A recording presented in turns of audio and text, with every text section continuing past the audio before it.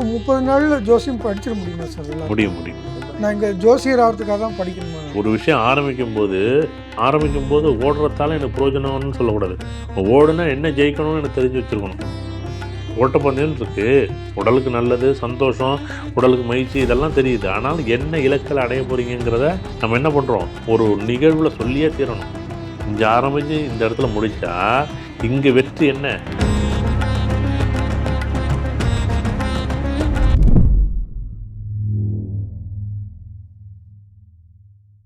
ஜோதிடத்தின் பரிணாம வளர்ச்சி ALP ஜோதிடம். இதை படிங்க, உங்க வாழ்க்கை உங்க கையில.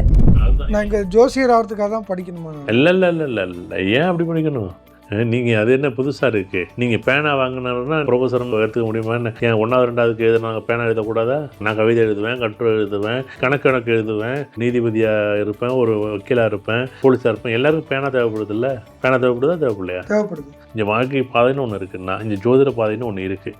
இதை நீங்கள் புரிஞ்சிக்காமல், இதை நீங்கள் படிக்காமல் நீங்கள் எந்த பாதையிலே போக போகிறீங்க?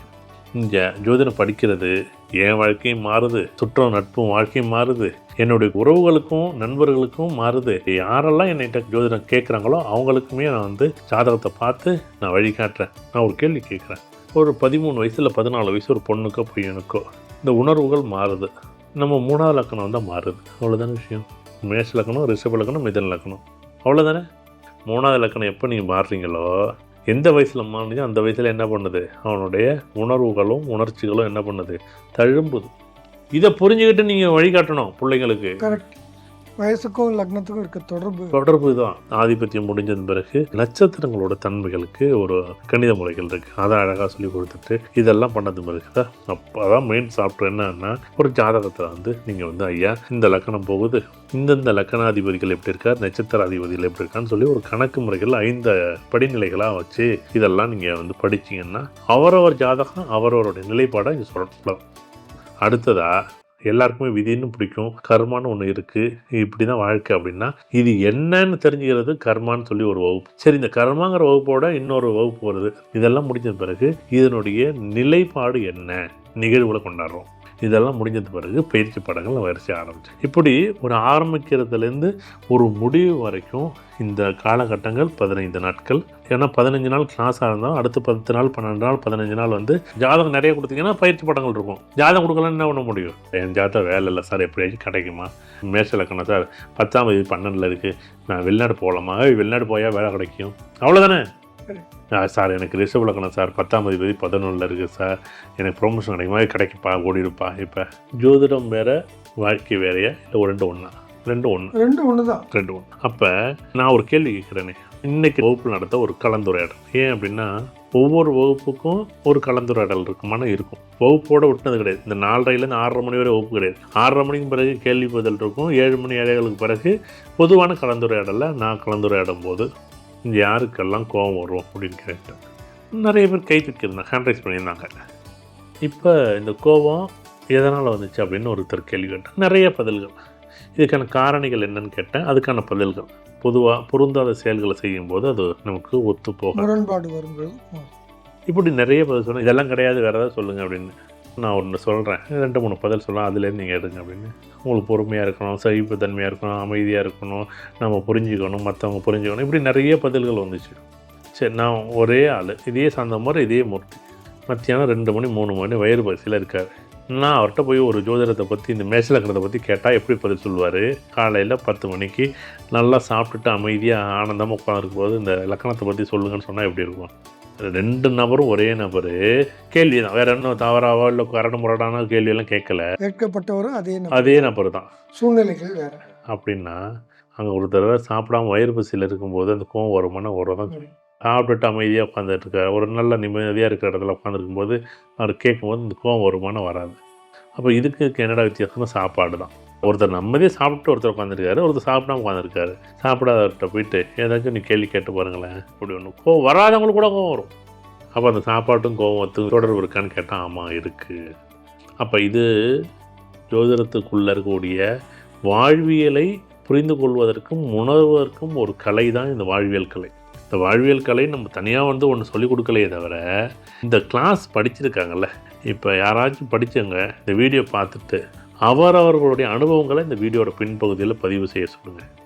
அப்போ தான் அது என்ன அப்படிங்கிறது முழுமையாக புரியும் அப்படிங்கிறத நான் சொல்கிறேன்.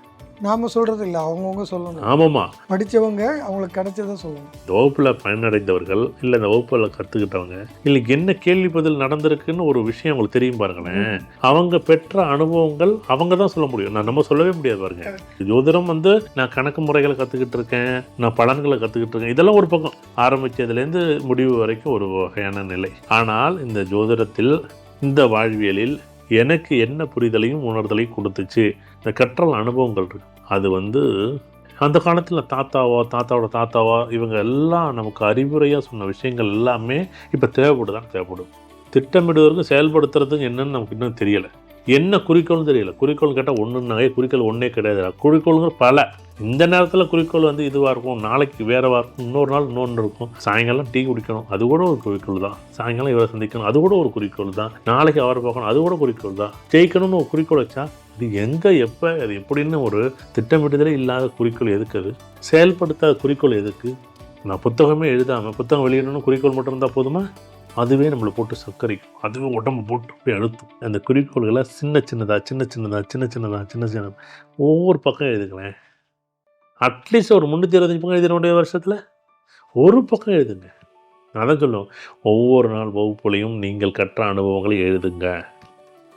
அப்போ தான் உங்கள் வாழ்வியலுக்கு அது பயன்படும்.